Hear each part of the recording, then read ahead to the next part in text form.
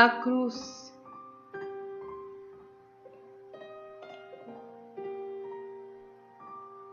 e as tribulações são o pão das bem-aventuranças.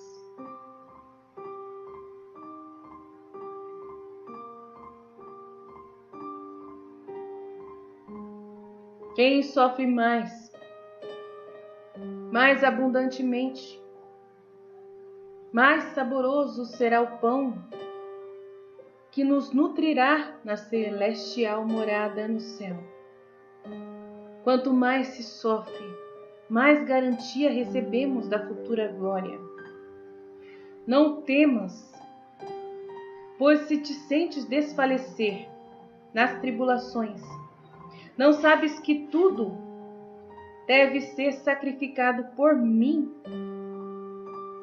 Se fazes por amor a mim, que sou o seu mestre de cruz e de dor, o teu rei das dores, se lembras o quanto sofri por ti, e se achas que isso é valioso para ti, pois te abriu as portas da salvação,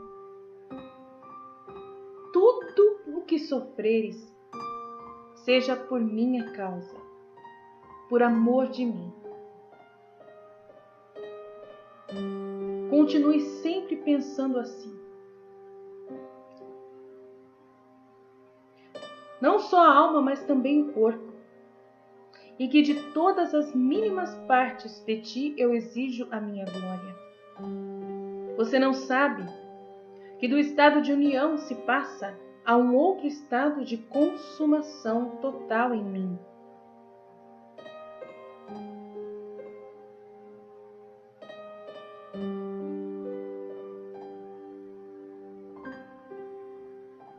Se aceitas desfalecer,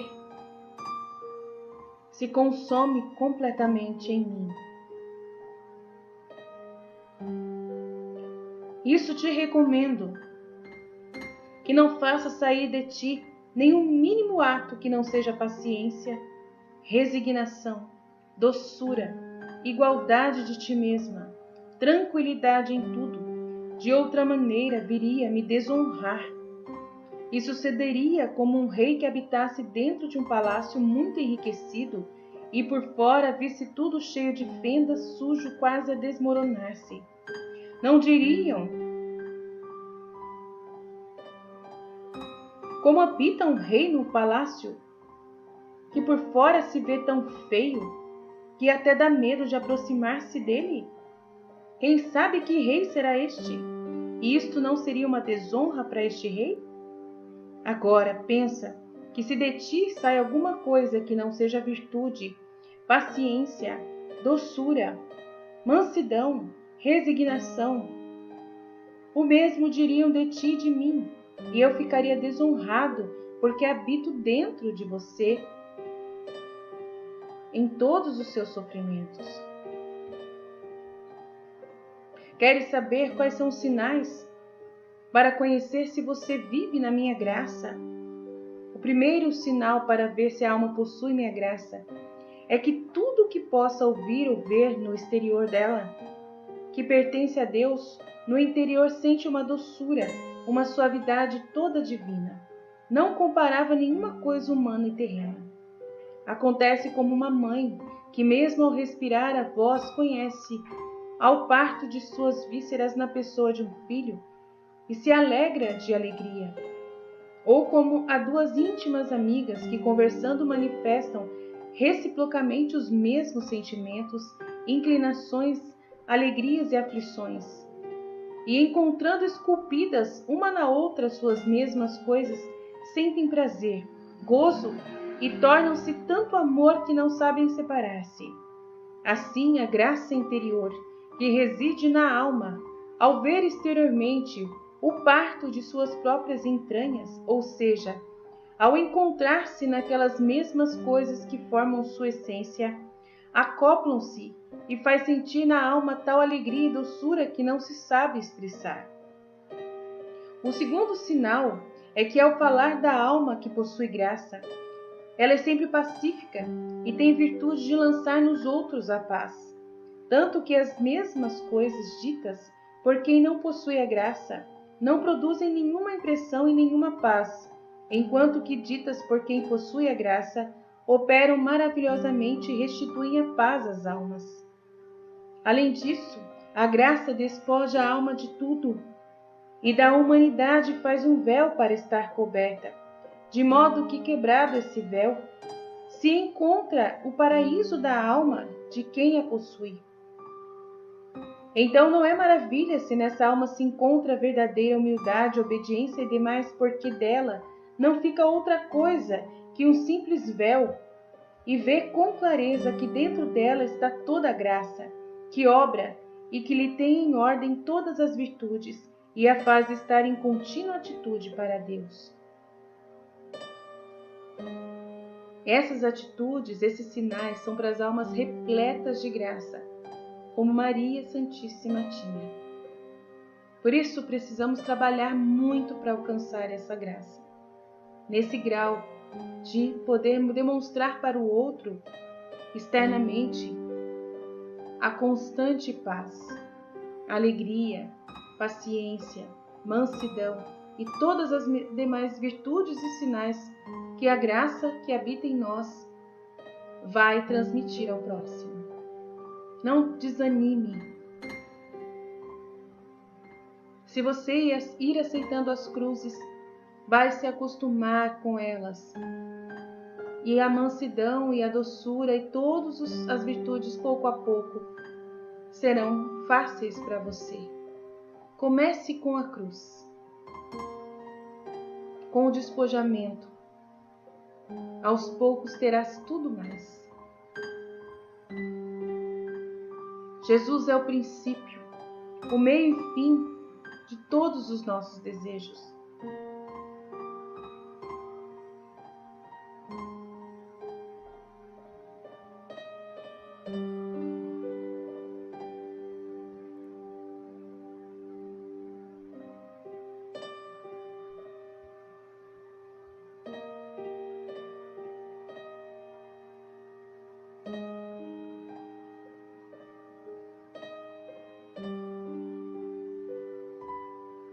Todo triunfo e glória serão da cruz. De outra maneira, os remédios que buscarem fora da cruz só piorarão os mesmos males. Portanto, somente a cruz pode mudar tudo.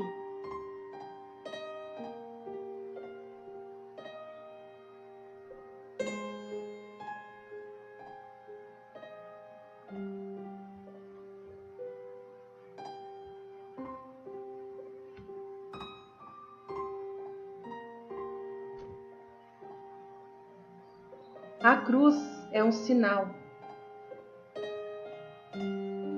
Cada um dos sinais contém os seus efeitos especiais.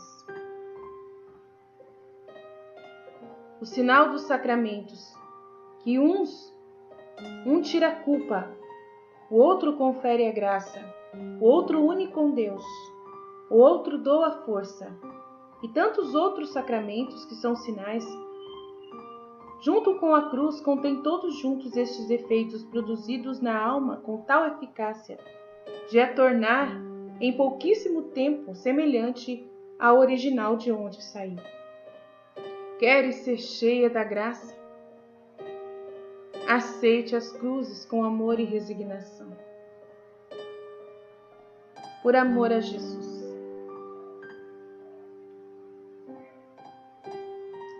Quer tudo de Deus, deve-se dar-se tudo a Ele.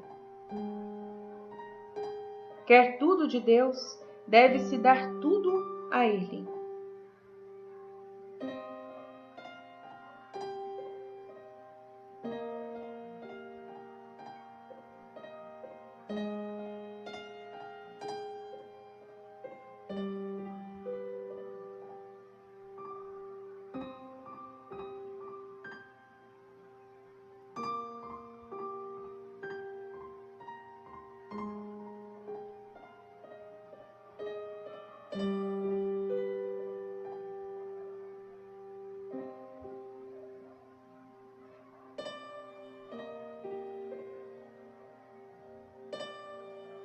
Jesus anda pelo mundo carregando um maço de cruzes, de espinhos nos braços. Essas são as cruzes do desapontamento que ele tem sempre prontas para desenganar as criaturas. Ele vê pessoas que se apegam a criaturas, pega desse maço de cruz a cruz da perseguição e a dá. E aquele, vendo-se perseguido, mal visto, fica desiludido e compreende o que eram as criaturas e que só Deus merece ser amado. Se algum outro se apega às riquezas, Jesus toma daquele maço a cruz da pobreza e a dá. E aquele, vendo-se esfumadas as riquezas, empobrecido, compreende que tudo é fumaça aqui embaixo e que verdadeiras riquezas são as eternas e, portanto, a tudo que é eterno que apegava ao seu coração. É tudo fútil. O que ele se apegava ao coração era tudo fútil. Se outro se apega à própria estima, ao saber, o bendito Jesus, com toda doçura, traz a cruz das calúnias e das confusões e lhes dá. E aquele, confundido, caluniado, tirava-se como uma máscara e compreendia o seu nada. O seu ser e todo o seu interior é ordenado em ordem só a Deus e não a si próprio. Assim, por todas as outras cruzes. Depois disso, meu adorável Jesus disse a Luísa: você viu a causa pela qual tenho este maço de cruzes nos braços?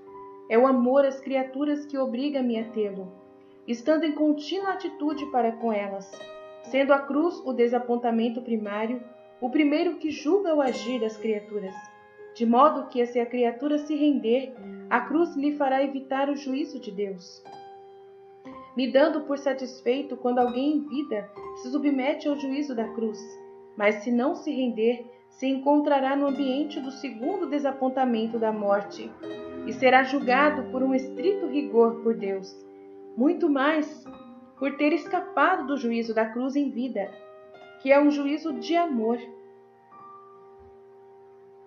Jesus ama a cruz, mas muitas vezes o homem provoca Jesus a dar-lhe a cruz, porque se estivesse ordenado na ordem em Deus a si próprio, não precisava que Jesus lhe desse a cruz, mas sim lhe daria sempre a paz. Então Jesus, ele prefere que nós voltemos à ordem para o qual nós fomos criados por Deus, para ele não precisar nos dar a cruz. Se formos ordenados, desapegados de nós mesmos, muitas vezes ele não precisará nos dar cruzes, porque ele vai conhecer-nos como nós somos desapegados, que qualquer coisa que nos aconteça, nós agradecemos e vemos a glória e não vemos a tristeza. Assim, ele prefere mandar alegrias, para que agradeçamos as alegrias e mostremos para os outros que nós somos alegres, porque somos de Deus.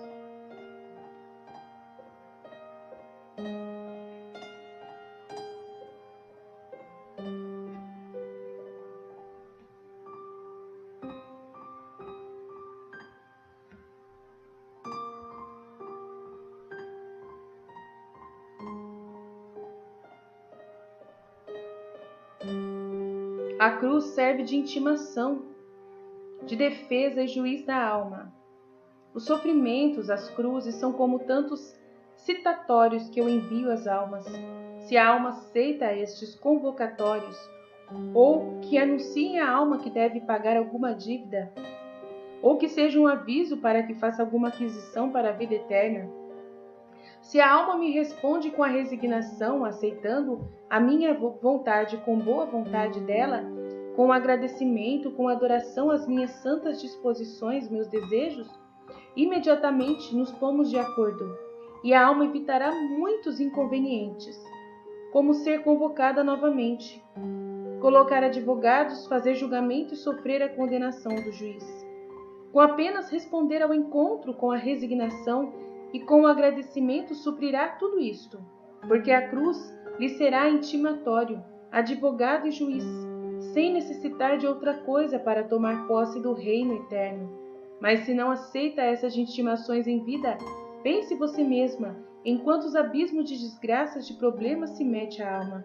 E qual será o rigor do juiz ao condená-la por não ter aceitado a cruz por juiz, a qual é muito mais moderada, mais compassiva na terra, mais inclinada a enriquecê-la em vez de julgá-la aqui, mais atenta a embelezá-la do que a condená-la. Vide.